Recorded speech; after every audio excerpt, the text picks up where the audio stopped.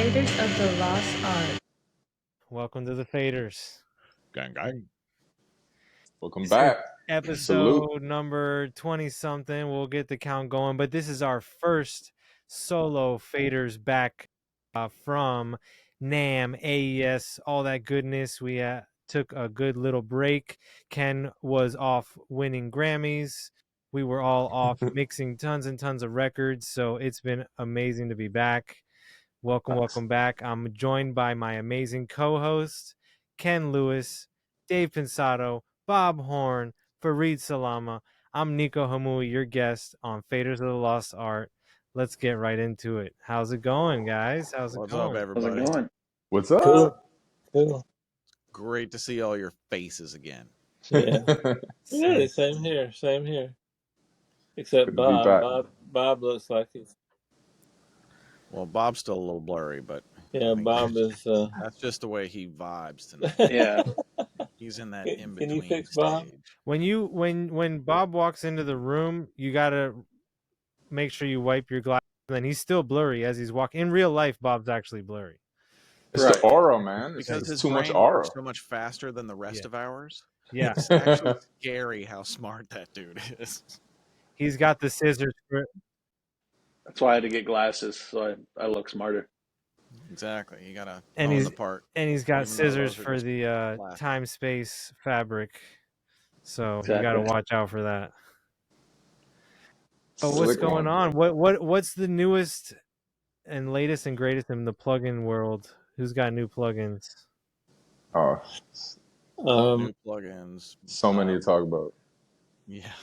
Mixing Night Audio is getting close to finishing our next one. I think it's going to be a delay. Jeez. Already. God, we're so far behind schedule. No, man.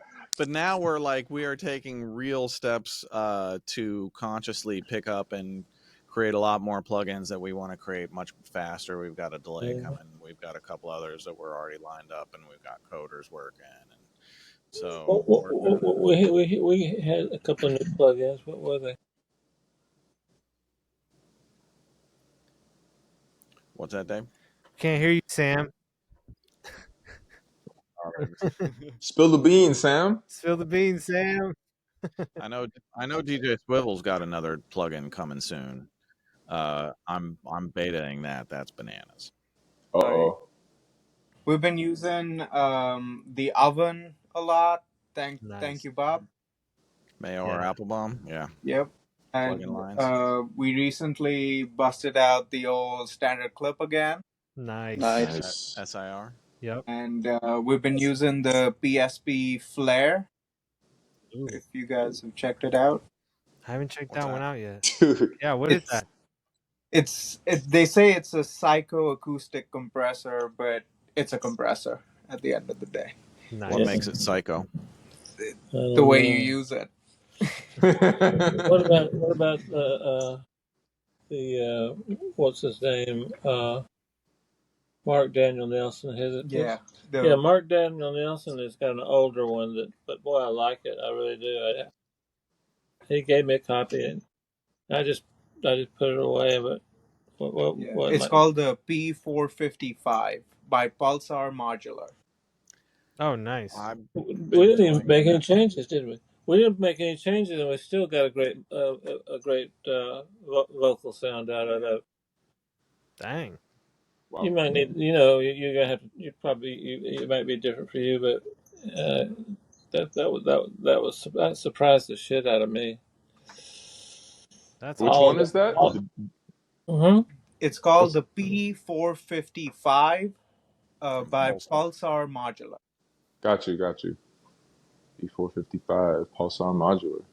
You know what's come out since last time we did one of these faders, but they're not exactly new now, is a lot of the mixed wave stuff, or at least I got hip to mixed wave. They have the Hazelrig VLC and then the CA70S, the preamp, and those two and the Ashdown bass amp, my favorite bass amp. Oh wow! Those three are pretty incredible. I haven't checked out the bass amp. Yeah, There's What was your go-to bass amp before that one? Man, the Ampeg was pretty cool. There's a SST or STI. Is the Um, Ampeg the IK Multimedia one? no, the UAD, I think the UAD one. UAD Ampeg? Yeah. Yeah, but this is way better, and you can, man, the sounds you can get and the cabinet manipulations with the microphones and all that stuff is incredible. You can move microphones side to side in front of the woofer as well as back and forward. So Crazy. depending on what key your song is in, you can move a microphone on like a 15-inch and get the more notes that are around the fundamental in phase with the 10-inch. So it's pretty Super awesome. sick. Use Bob Horn. Love it, dude. Big How you like the Bob. VOC from Mixwave? The I love it. I actually have a hardware here, and the plugin is pretty phenomenal, I must say. Um, nice, man. yeah, really cool EQ, really cool preamp sounding stuff in the box, you know. But yeah, everyone that was on the beta team was just astounded by how close they nailed it. Like, however they're making their plugins and analyzing the real gear, they're some of the best at it, you know. Okay, Like, so yeah, shout out to Kalen and Taylor yeah. over at Mixwave. Definitely. I actually got one special secret sauce for you. The Bob Horn vocals preset on the VLC, the Oh, Hazelrig VLC is actually really sick. The clean up thank the you. vocals. The vocal cleanup. Yeah, Nice. I used that one recently and I was like, dang, that's pretty sweet. So I have Is it. yeah, you got it. VOC is a channel strip, right? Yeah. Yeah. Gotcha. Gotcha. But the interesting thing in the plugin world, you have on the face of it, you have DI, mic, and line, and they all three give different characters in the plugin. And I love that. I went a week before I actually moved it off a line. I didn't even think about it because we're in the box. I'm just thinking line all the way, but they actually made it so all three have different characters. So pretty cool if you really Sick. want to get in there and Did they also drop the plugin guys? Did they drop a EQ? It's like a black EQ with just two knobs. Did they recently just drop that? oh yeah, that's awesome too. The Electrodyne 511. Yes. Yeah, that's Is a that really from fun one. Mixwave? Yep. Yeah, it's and it's two bands, and you would think it'd be very limiting, but it's pretty incredible. Like, I don't know, like I have my my buses, my four buses, in my sessions. So I have drums, bass, music, everything else, music, and then vocals.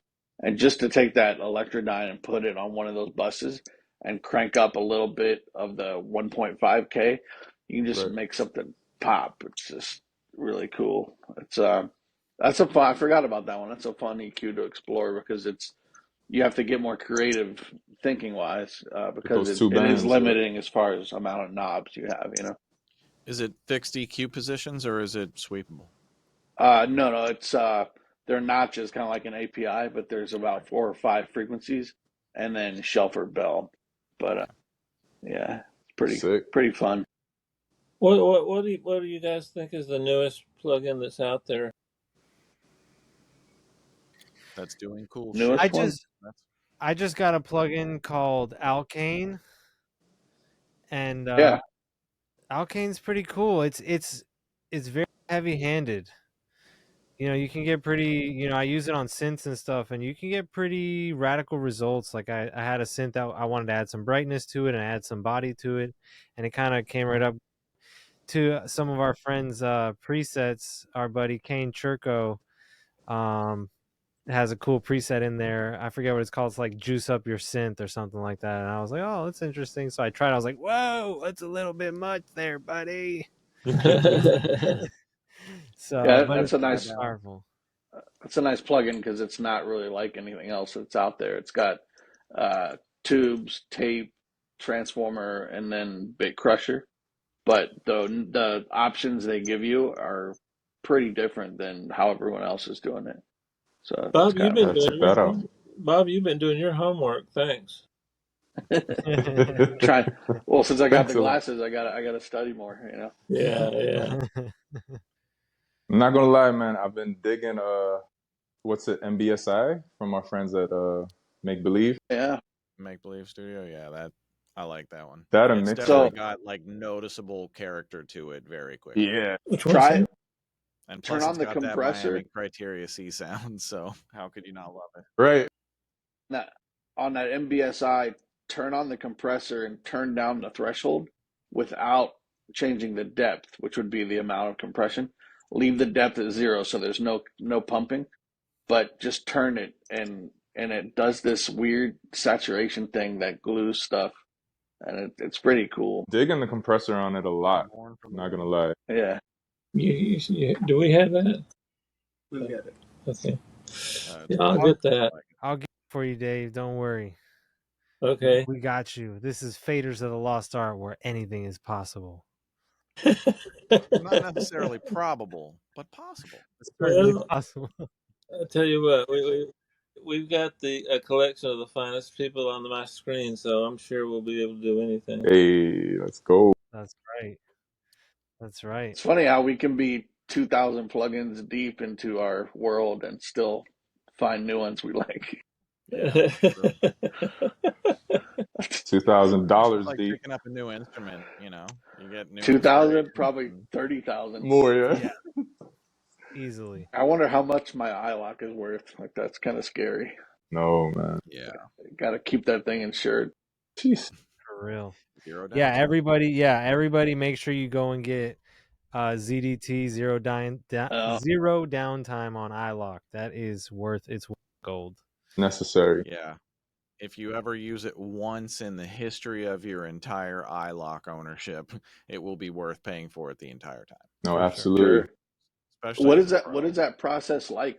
Has anyone done it? I think my guys had to once, and it was pretty smooth. Do they just ship you a new one with everything on it? No, they give you You temporary licenses, I think. yeah, you got to buy a new one, and then they automatically deposit every single license, and then That's you cool. put it on your new iLok until you get.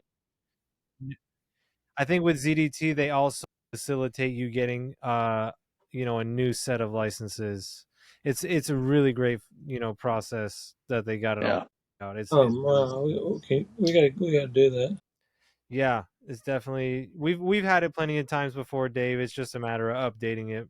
Yeah, you got to keep it updated. Right. That's Right. something like 30, 40 bucks or something. It's not that Yeah, bad. it's like $30 a year. It's definitely worth it. It's like Well, I think it's more than that, isn't it? No, it's only $30 a year per iLok. It's Yeah. more because we have several iLoks. Yeah. But that's awesome. What have you guys been doing on your 808s lately? Everything from nothing to just filtering, distortion, Camel Crusher. Do you guys remember Camel Crusher? Yeah. Yeah. My favorite is Blue Cat Audio Yeah, Destructor. Destructor. Yeah. I still use that. So I've got my parallel chains with a. Did you get that from me? Of course, yeah, we did that for sure. So if you Because recognize I forgot it. I forgot it, and I didn't use it for a while. Sam came along and used it, and I liked it. It's great. So in my parallels for bass in my template, I've got my favorite free plugin, BOD Overdrive, the black and yellow one. okay. Then I've got Tube Screamer. The The black, yeah, it's the black and Is that Black and yellow. Whites? The Tube Screamer is the Waves Tube Screamer. They actually have a really good. It's like I call it the modern Tube Screamer. It has like a mix knob, of course. Has an extra drive knob, not the standard drive. It's just a weird way of doing it. They've got an MS thing, like some extra heat. I don't know. It came out with the Berserk line of plugins that they came out with, but really Yeah, cool. I remember That's been my favorite Tube Screamer. Actually, has been the Wave Tube Screamer, and then I've got a Dimension D as my third parallel, and that one's a UAD Wow. Dimension D. And Crazy. sometimes I'll use the Arturia Dimension D Yeah, I for like the that. same MS and the mix knob and stuff. I just started Dimension. I just started using Dimension D a couple of days ago. The Fingers has a good preset on Greenhouse for 808s. Oh, Um, tight. yeah. Tight. I gotta check that's that. good for parallel. Yeah, it's like with the Yeah. second preset. Check that out, man. For me, it's law comp, which incidentally for AES we're reskinning it to be all comp. Let's go. So Okay.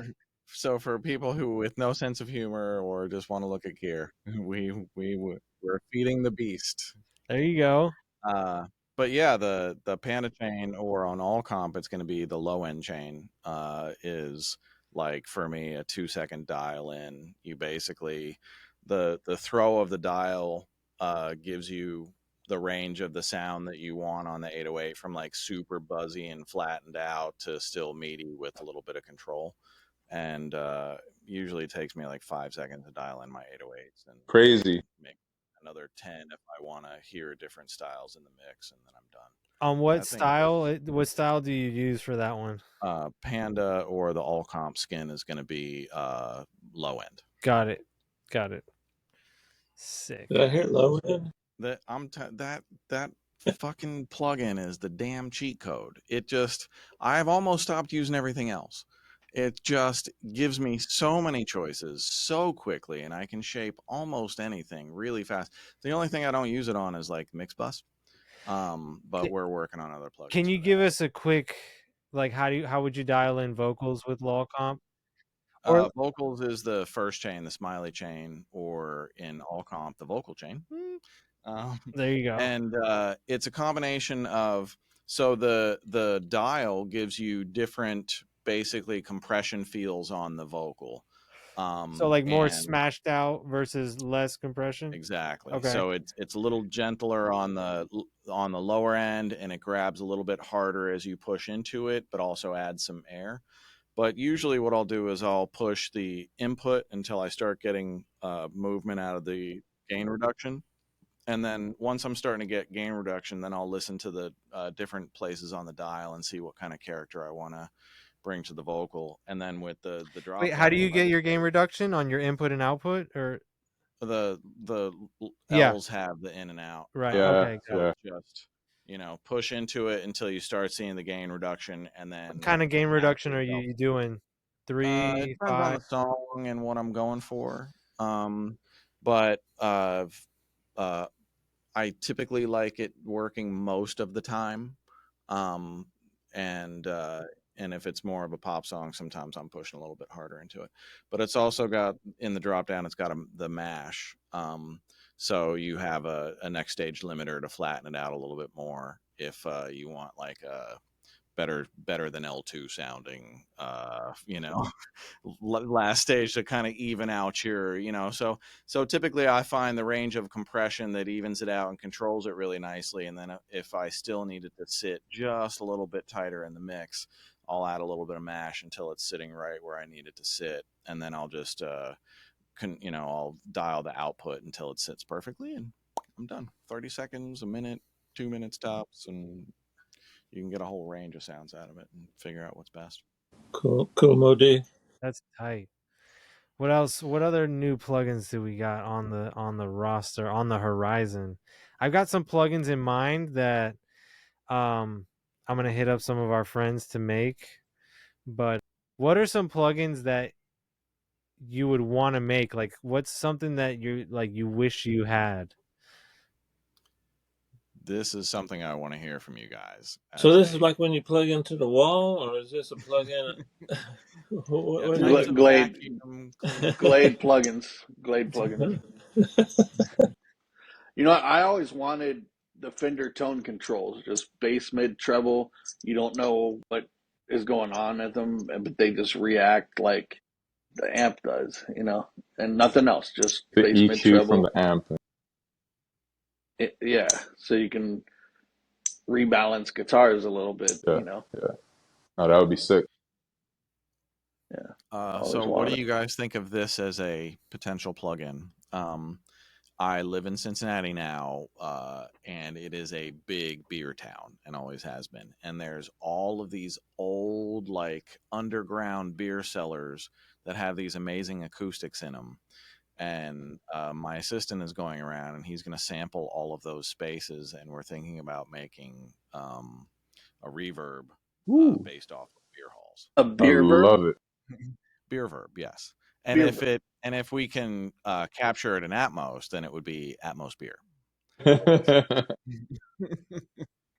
That would be So That would be great. next I'm not level. sure if we're going to put that out through Mixing Night Audio, but we've done some walkthroughs in some of these spaces, and the sounds of these spaces. I don't know if you guys nerd out like I do, but you know, whenever I'm in like just a unique sounding reverberant space, and these are all those. There's so many cool spaces around Cincinnati, so we may make beer verb. We'll have to see. That's sick. Yeah. Or you could just make an IR pack that can be loaded into, other whatever Can we do that? convolution. I think so. So a friend of mine, a friend of ours named Jason LaRocca showed us 50 impulse response pedals that you can put into either Altiverb or Waves convolution or Was those the IR. ones? Were those the ones when we were back over at? Yeah. Those are Oh, shit, great. I didn't know They're that. Those are amazing. great. And since I don't have Altiverb, I reached out and found out that you can also get them on the Waves convolution or whatever impulse response Waves thing, Right. and it's really sick. So you get access to the Strymon Big Sky and a bunch of. So he did 50 guitar pedals. Go check it out. His name is Michael, and I will try and link the website. Super cool. But point is, you can make a pack of impulse responses that load into Waves impulse Yeah. load. That's great. Yeah, I had no I idea. did it for Echo Bar before I sold it. Yeah. I rented a bunch of microphones and I sampled the Echo Bar live room, and I have it in Alterverb for that I can use it. So Sick. Sick. Yeah. Speaking Yeah, of but reverb, yeah. I really like the Better Maker from Plugin Alliance, the Verb that they just dropped. It's a remake of the, I want to say PCM, or it's Black and Blue. PCM 60 I think so. Yeah, I think it's the remake of with that. the square buttons. Yes. Like 8 square buttons. Yes. Yeah, that's PCM 60. I love the sound of I that should. thing, man. It's I had one. I shouldn't have sold it. I used to love that. It's great for rooms. Some of the I best had one till room it sound. died, and then I gave it to my assistant to try and fix. I don't There think you he go. has. Ken, by the way, a little tip: when you guys do your IRs, do it with the balloon pop. Literally, With like a balloon pop, really? popping a balloon with a needle is the best way as far as working with Alterverb. Okay. Or a gunshot sample from a speaker, but then you got to carry around a speaker and And No, something to play Cincinnati, back. we can use real guns. There you go. Got a musket. Just make sure the pad's on the mic. You like hollow points or what? You know, anything that shoots around here is going to be game. But yeah, the balloon pop, I did not know that. That's great advice. Thank you. so you actually pop a real balloon? Yep. Oh wow. Yep. So since I was at my own studio when I did it, I just set up a Genelec speaker and ran through the wall, and we did gunshots. But if you have Alterverb and that's what you're imagining using it for, they actually walk you through the process. But we used gunshot samples. But if you just want to have less to carry around to all these beer places, just do balloons and needle. Crazy, That's a bro. nice impulse. That's pretty Plenty awesome. of used needles laying around Cincinnati too. I'm sure that won't find either. So Got to use the right balloons. You got to blow them up the right size. Use the right needle. Exactly. Yeah. I'll tell you, if Better Maker made a preamp, now that's something I'd definitely look at. Do they not? They don't make one? I don't know. I guess not, huh? I don't think so. I've never seen one. Yeah. But imagine like a 1073 style preamp, fully recallable, digital recall. Be sick. So that would be sick. that'd be pretty cool. I mean, anyone could change the knobs, but it's like, I mean, that would be sick just to double check on your screen. You're so locked into the session that you just double check your preamp settings right there, or change it. Or if your preamp is in a different rack, you don't feel like reaching over to the rack and scrolling your chair over there every time. Was it Ed Cherney or Al Schmidt that kept the preamps in the room next to the mics? Yeah. in the forget live who did room, that. right? Yeah. So the mics were like short runs, and then they would dial in the sound and have long runs after the pre's, I guess. That's crazy. Yeah, you could do that too. But I think a Better Maker preamp would be sick. I wouldn't mind that. One other thing that I would love to make a plugin is the Matthew Lane spacecraft. That is, It is. it is. They made it Um, finally. Dr. MS is the spacecraft. It is, but it's. I mean, well, I mean, technically, It is, but it ain't. the spacecraft is the hardware version of Dr. MS, right? Mm-hmm. right. But The plugin was first, but it's the same people. it's then been like the spacecraft is like more simplified, and it kind of, I feel like it has a different sound. Because it's, Yeah.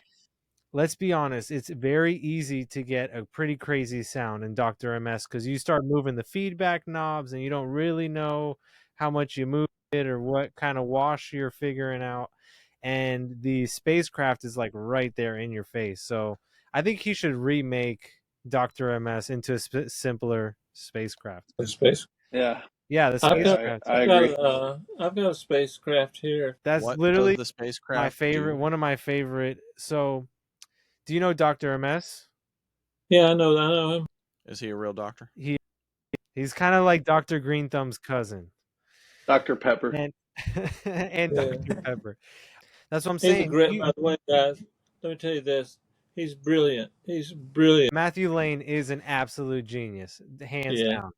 Yeah. So Dr. MS is a spatial widener by definition, but it is extremely versatile. Like it has so many feed forward feedbacks. Yeah. It's Bring the middle overwhelming. to the outside. It is pretty overwhelming. That's why I mentioned the spacecraft. It has probably about a 3 quarter. knobs, right? Yeah, it's like 3 or 4 knobs. Yeah. You Sounds have more like my brain likes. exactly. So But the hardware one is like 3,200, I think. It's pretty up there price it's wise. up there, but it's worth it. Ask Dave. It's totally worth it. Yeah. Spacecraft? Actually, I man, could use I a like spacecraft. the fusion width with the space.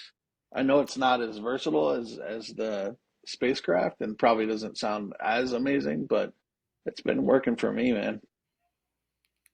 And they do have the plug-in version of that. Are you using that outboard on the mix bus? Yeah, I just hit after my summing mixer, I just hit the fusion, and the only thing engaged on it is the space and the width, and I never touch them. That way it's exactly the same every time. So you're still a glutton for analog stems? Oof. Well, I have a script that prints them while I sleep, but Nice. yeah. But man, in K-pop land, that's a lot of stems. Man, Yeah. damn. You're a real trooper, man. Who else is still in the analog realm? Anybody else still mixing analog, or is it? I just started diving into mixing on the board, but yeah, the stems thing is kind of a lot, you know. I use my Mog at the beginning of my thing, so that would count, right? Yeah. The Mog EQ4M, still legendary. Yeah. Same as me. It's usually first on my mix bus. I'll use the EQ4 in the box. If I have an EQ4M, I'll use that. Amazing stuff. It gives it Where'd you learn that, man? I know, right? About to ask you. It gives it a sense of front to rear depth, right, Dave? Well, yeah, for sure. That's one of the very few pieces that I like. I rely on that for front to rear, and I've never heard front to rear depth. Like I've never heard a mix expand that until Dave showed me that EQ4M. Amazing. It's some next level shit right now. I'm telling you, it literally was like, because we had a horn section, and it was like, it was a lot Bob of horn section. It was a Bob horn section, and there's a lot of live stuff going on, and it was full. Let's just say the room was getting full, and when he put the EQ4M on the mix bus, it just kind of like gave everybody their space on stage. It was insane. I was like, whoa.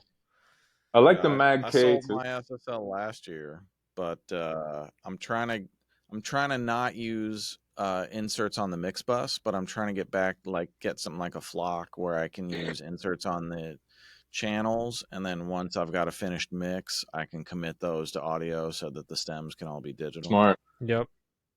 That's what I do without the fancy flock. Yeah. No Waka fancy. Well, I don't Flocka. have a fancy Flock either, so if Flock is out there watching, and hey Flock. Yeah, Flock audio. If you guys are watching, Dave, Ken, Bob, Fareed, and Nico all need a Flock, and we would use it There you go. What the Flock? absolutely wisely. What the Flock? It's Yeah. only 5 of them. Come on. What the Flock? They're only like 10 grand a piece, right? That's it. Oh. No, they're not that much. They're not that much. I'm just a cheap basic bitch, and I can't afford one right now. So I have to wait. I Baines, got other bills to pay. Baines, who we have had on the show, I think runs a flock and a bunch of Outboard gear. If I'm not mistaken, Baines has 2 Flocks because that's how he gets down. Mother. Jeez. Right. Mother Right. Flocker. Double flock. Double flock. Mother. Sounds like Father Flocker to me. That's awesome. So any cool, interesting projects you guys have been working on you want to talk about? Besides, Taylor Swift Grammy win casually, happening we haven't over been here. back since then, have we? We have not We've been back. gone So for a while. for those of you that So- don't know, while we have been gone, Swiss won a Grammy for Taylor Swift's what is it, Midnight album of the year. album of the year. I'm a recording engineer on 3 songs on Taylor Swift Midnights that won album of the year, and I've got an album Amazing. I'm coming out with for The Dream. I don't know if you guys know The Dream, but it's Love gonna be Of course. Dream is sick. Did you guys see the guy that got caught doing $10 million worth of AI streams and all that? I saw a headline about that. What? Oh, yeah, I Did saw you that. dig deeper into that? What Yeah, the fuck I was read a that? little bit about it. So one guy did a bunch of fake accounts. We've been talking about this for a while. So one guy creates a bunch of fake Spotify accounts and then creates music using AI music generators. And then he creates fake like streaming farms to stream his own music. So he was completely automating the entire thing. And he was making $1 million a year for 10 years. So How'd that- apparently he's made $10 million. Like, how did that mean- slide for so long? Hate the Well, game, my not the question, player. No how did he facts. get access to the AI music generator 10 years ago? That's what I'm trying to figure out, bro. Like, bro's been ahead of the game so long. He's been doing AI music since 2014, that means. Something doesn't add up there. I don't know. Yeah, I don't know how that's possible. I mean, that new Suno shit is pretty amazing, but Yeah. before that, no. Maybe that's like the fall guy for Spotify doing that, because we all thought Spotify was doing that to take the money from Yep. the other artists or whatever. Yep. Yeah. I think you just figured it out. Divert. That's crazy. Don't shadow ban Don't us. come for me, guys. Yeah, don't. We discovered the straw, man. I'm just repeating what I heard. Awesome. But yeah, anyway. Did you guys see Daniel Ek is making like 300? I don't know if it's a single year or if it's like year upon year, but 345 million, which this year, which would make him the number 1 streamed artist if he was making that money from streaming on Spotify. Instead, he's making it because he's the top schmog. Wait, he's making 345 million from he's the CEO, music yeah. industry, period. Right. Yeah. Right. Yeah. And again, I don't know if that's a year upon year or if that's a single year payout and it's not going to be the same next year, but still, that is a gross number when, you see the streaming numbers for everybody else and you're like, well, The payouts. and that's, I'm torn about streaming because on the one hand, it seems like the payout numbers are way, way, way, way, way too low. On the other hand, the democratization of streaming has allowed artists to go around record labels, build their fan bases over time on their own, and have careers that they could have never had without streaming. and you know, I wish everybody could make a little bit more from it, but and I think the biggest problem there is that the record labels are taking approximately 79% of every stream that goes to the master, Right. and 21% of every stream goes to all writers and publishers. It's crazy. So yeah, even if you're 100% writer on a big streaming hit, you're still not making very much money compared to the label that's making like 4 times what you're making on the mechanicals. Yeah. So, you know, if you're an independent artist and you can use the master share, that's where the streaming money is really. That's definitely where the streaming money is right now. We have quite a few artists that are completely independent, and chances are, you know, most of us haven't even heard of them, and they are living pretty well That's the paid. great thing nowadays. You know, like between either if you can tap into streaming or sync, or on lesser occasion, you know, a solid touring base, then your opportunities as an independent artist nowadays are greatly expanded compared to when, say, I was in my 20s or even 30s. Absolutely. Whereas if you weren't on a record label, it was hard to make much money as an independent artist. Not impossible, but nearly impossible. And nowadays, you're kind of it's just challenging. Yeah, you're kind of capped out at, let's say, gigging at bars and, you know, that kind of thing. Right. You couldn't really grow beyond your local scene, and, you know, you do better making money in wedding bands than you would trying to, you know, be an independent artist until you got on a label, if that label could blow you up. But nowadays, you know, you can grow your fan base over time, and you know, like I work with Grizzly Adams, he's got something like 400 million independent streams. Insanity. And, you know, if you over time continue to feed your fan base correctly and do all of the right things and be a real artist to your core people, then you don't need to be known by everybody, and you don't need to be, there is no such thing as famous anymore. There really isn't. Fame is for a very, very few people, and everybody else just has to find their tribe and grow their people and I like that. be happy. I actually like that perspective. Yeah, and that's really the truth. Right. You know, we see the artists at the pinnacle, the Sabrina Carpenters. I mean, Sabrina's been in the game 10 plus years at least. Right. And now she's starting to become a nationally known artist. Right. Whereas she's always had a successful career enough to be, you know, healthy and happy behind the scenes and growing steadily. You know, she hasn't been the Sabrina, you know, the Selena Johnson. I think Bob just fell over. Yeah. Come back. I got a You little okay, Bob? emotional. Bob, come on, Bob. Don't you talk about her like that. I was gonna say talking shit on Bob's favorite artist. But you know, flip it real quick, just because it has allowed more artists to survive, they should still be getting a bit better piece of the pie than they're getting. So for sure. There's that. All he said was Sabrina, Bob. I mean, No, that was a California. It was an earthquake. Right. Ken, did you spray that microphone white? I'm serious. No, No, this is a Universal Audio SD1, so it's kind of like their version of a SM7B. And yeah, they sent me a couple to try for mixing night broadcast, and I was using a Cascade ribbon, and I tried this, and I was like, better, way cool. Sounds great. Looks pretty. Yeah, it looks pretty. Yeah, and it focuses really well for broadcast. You know, my voice seems to translate real well through it, and I definitely like it. Makes you sound manly. Yes, we are. Oh.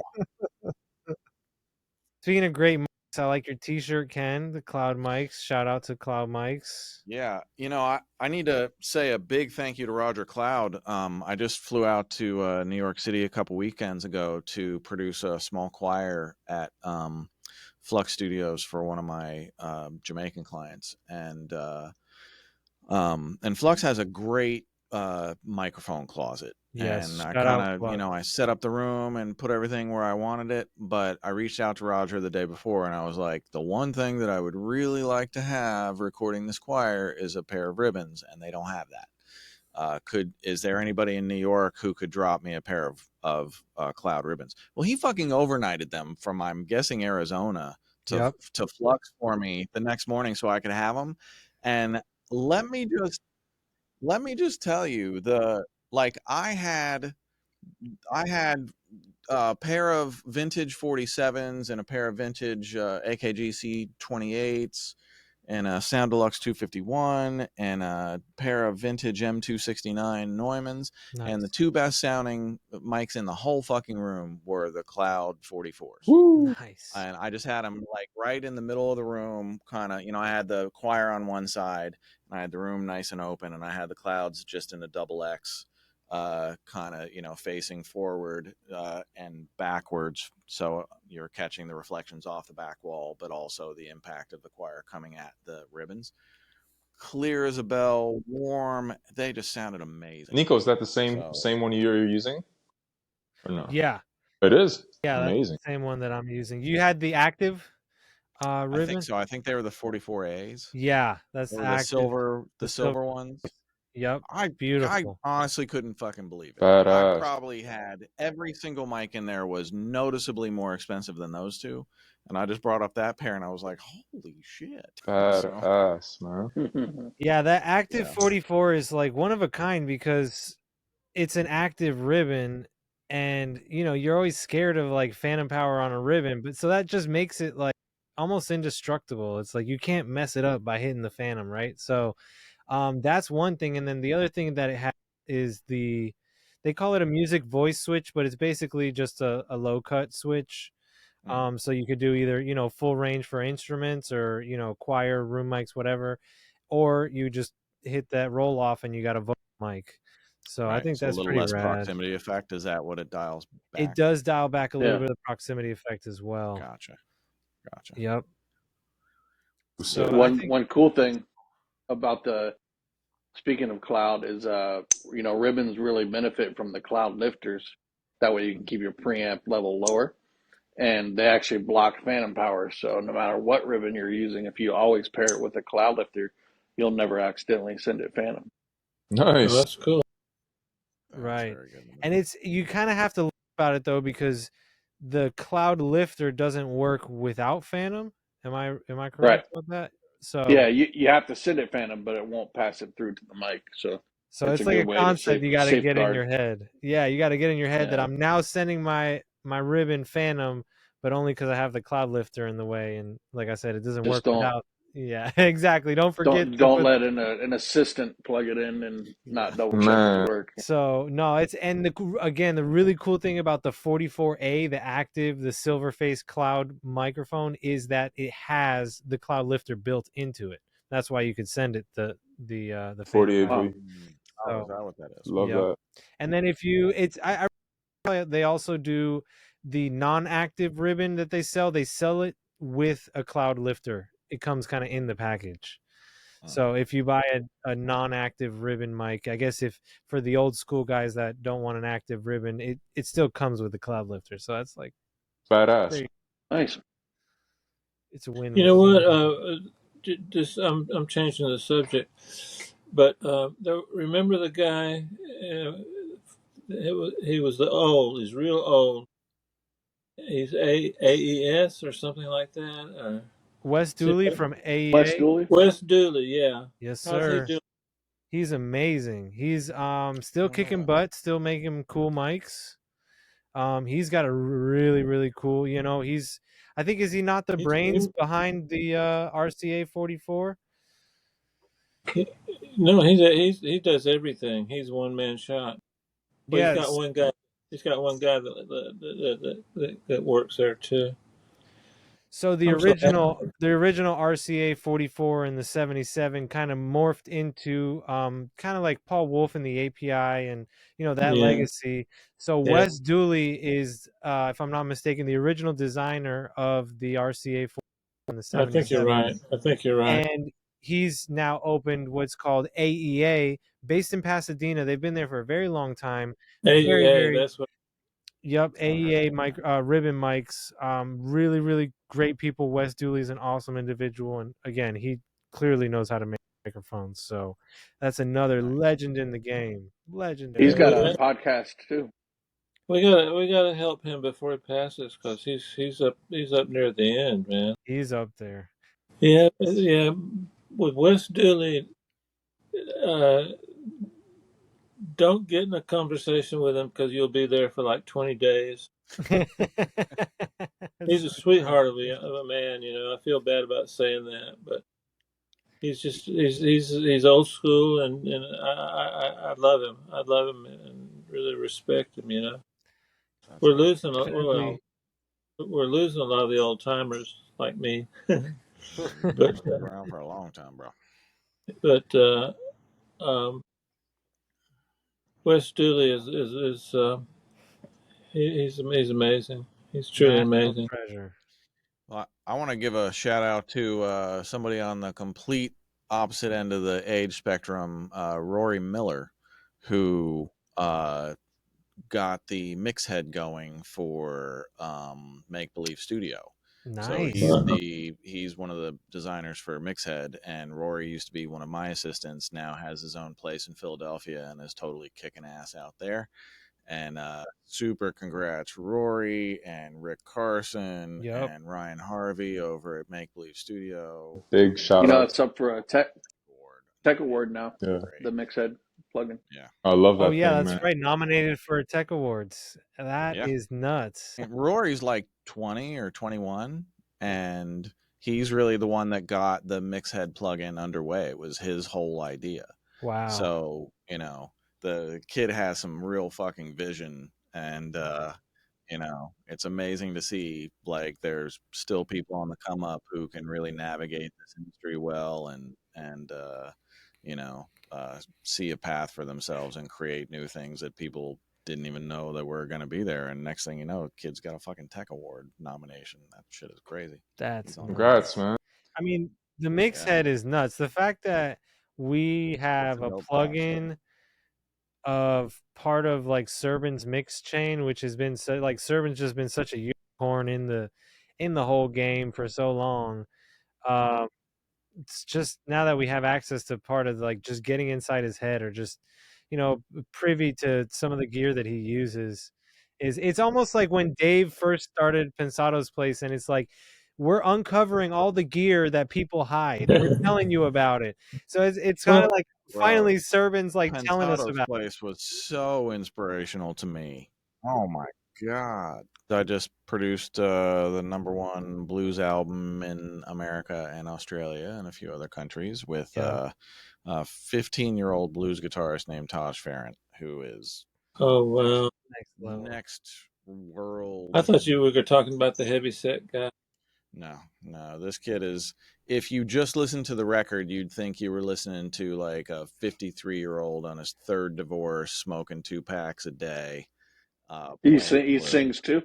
Yeah, his voice. But we did the album when he was 14, and he's 15 now.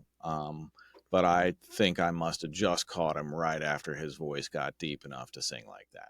Crazy. Like, I still think it's going to be better in a year or two, but right now, yeah, it's pretty lethal. He's been like headlining tours since he was like. He's on his 5th U.S. tour. Yeah, I was gonna say it was like 11 or 12. He's been headlining tours. Yeah, but he's been only playing covers. So this is his first album of originals. Wow. And yeah, he came to me last November, and he was on his 4th tour, and he had no originals. And he had 2. But we were like, well, we should do an album together, so we did. Dude, that's sick. Taj is a legend. He's a what you definitely call a proper prodigy. Yeah, he really is. Like you know, I've been really fortunate to be around a few people, and I'm sure all of you guys have as well, just the savants of what they do that can just turn on the creative faucet and channel shit in ways that you've just never seen anybody else do that. And he's one of them with the guitar in his hands. This is a great time to be an engineer, and it's a great time to be somebody like this gentleman that you're talking to. He was fun to capture for sure. Were you involved in the recording process, Ken? Did you? Oh, we recorded almost Oh, everything. No. I was just jealous. Well, I just played upright bass. huh? No, I just played upright bass. Okay. Yeah, we pretty much made all the songs that I worked on. We pretty much made here, wrote them here, and Nice. spun them up here and put all the parts down, and then I cleaned them up and mixed them. And Nice. fun record to Sick. make. Traditional like blues recording, like live drums, bass, and all that, or is it programmed? Or Yeah. No, I mean he did a couple cover tracks for the album that were like that, but everything that we did was I tapped in all of my session musicians, but I didn't put them all in one room for one, basics capture. It was, get a vision and build as I go, like I would do any other kind of a record, but this just happened to be a blues record. And did you do them one record at a time, or did you kind of have a guitar player, or a drum player, kind of like touch a couple records in that session? Whenever Taj would float through town on tour, they'd park the tour bus in the driveway for a few days, and we would write a few more songs, and I would try and get scratch everything on those songs before he left, so that when he came back we could get final performances on those songs. But while he was gone, I could put the whole production together, bring him back, cut vocals for real, and then that song is done. So it was kind of like a stepped, I think I had him over the course of 3 stop-ins. I had a question for you guys for the BTS stuff, or just for any of the major pop stuff. How much melodyning is do you guys do any hands-on melodyning? Does it come already melodined or pitch correct before? 0. Okay, got you. So you get that like that. Yeah. I don't even, Bob, do you ever even use autotune with BTS? I don't think I. No, I mean I don't demand it, but I try to persuade people to have all their tuning done and approved by the artist and the producer before I get it. Because if I don't, I run into a situation like I just did last week where they didn't like the tuning, but it was set by the tracking engineer. So I said, well, find the tuning you guys like. You have the setting. Take a screenshot and send it to me. Because I'm not going to guess what you like and send you 5 different mixes until you like it, Right. So I kind of want the tuning to be taken care of. That's part of the production. Unless if they want, they can hire one of my guys to tune. If they want Melodyne and they don't know how to tune, maybe an artist recorded it at home. That'll be extra. And they need a Melodyne person. If I hear tuning problems and they're noticeable, and I feel like I can just slap auto-tune on this and it's going to pull it right in and it will improve it, then that's a matter of course. But if it's like, oh, this needs Melodyne, hell fucking no. Nobody. It's usually, for me, it's usually a conversation of either I ask about it during the kind of intro talk, vision session, or I do the mix and I'm like, yeah, this needs Melodyne. So then I would reach back out to the artist, be like, hey, this is usually something we do in production. I don't necessarily handle this, but I have 2 or 3 guys that are top guys that I recommend for this. But it's up to you to do it. I'll still mix it, not tuned, but this is obviously kind of like your mechanic is like, hey, I recommend you change the tires. You don't have to, but these are the tires I would get, and I recommend you change them. You know what I mean? You can still drive I gotta off. say, as a production tool, when you really need something to turn an apple into an orange, Melodyne is fucking incredible. Absolutely. I have completely changed the feel of vocalists, and they never knew I did anything. Took vibrato away, changed timings, fixed pitches, and they all thought it was all them. And that's the whole point. Right. It's you're supposed to be able to get it seamless. They thought it was you. Feels really natural. Now that it's ARA, it's even easier. I love the ARA. Did you see the isotope spectrum is added to ARA? You can just isotope spectrum. Yeah, you can just view the whole spectrum. So, for those of you that don't know what ARA is, so Melodyne, you used to have to print into Melodyne, like into a separate standalone, and now it's kind of like a plugin. It's just built into Pro Tools. Wow. It's a part of every track. You just have to turn it on or not. Yeah, So that's cool. there it is. Spectral Interesting. editor. Oh, I haven't really messed with it yet, but it's right in Pro Whoa. Tools now. Okay. Isotope Spectra. Like Dude, all that these is so things. useful. I always use that to like pull out clicks and pops. Or right. do you guys ever draw them Yes. out with the pencil tool? Right. Yes. I used to, yeah. Back in the day, yeah. To zoom in and Lately, that's something I love that. learned. Yeah, that's something I learned at Mix with the Masters with Dave in France, about drawing it out with the pencil tool. And I was smooth like, I out didn't even know clicks you and could do stuff. that. Yeah. It's really cool. Man, that's a cheat code. And I hate it, but I hate it when the transient's still there visually, but you Yeah. kind of erase it. When you zoom out, it's still there, and you're So like, "What the hell?" Can we fix that, Avid? I Yeah. I drew my own snare drum once. If you think about what a snare drum looks like, and I saved it. I have it as trigger. It's just like sounds like a white noise snare, but I did it using the pencil. Love it. What? That's sick. Crazy. Dude, that's sick. Killing the game, boys. Well, we're getting to the top of the hour. I think we covered a lot of bases today. It's good to be Yeah. back. It's great to It's be definitely back. good to be back. Absolutely, man. Yeah, let's all get together again real soon. And Yeah. Next time we do this, I'll be more prepared. I wasn't really prepared today. It's oh, all none of us good. are, but great to see all your faces again. Dave, on your worst day, you're still likely better than me on my best day. Facts. Same. I cannot believe I still need track shoes to fucking keep up with Dave Pensado. I've been working my whole career to keep up with your ass, man. And then he hits the nitrous and takes off on you. Fuck. I mean, it's inspirational, but enough's enough, dude. Right. Save some for us. Well, I like you guys. You guys are pushing me on, so I appreciate that so much. I'm sure working with the Dream is a dream and doesn't feel like work at all. So yeah, I go way back with him, long time ago, probably 2005. Yeah, man, I've been working with him. He's more than what you think he is. He's really brilliant. Well, I can hear it in his production for sure. Oh, that's for sure. Well, this about concludes our solo episode of Faders, number 20-something on the books. We are coming to you live and direct. My man, Ken Lewis, Bob Horn, Fareed Salamah, Dave Pensado, Nico Hamui here reporting live. Faders of the Lost Art, over and out.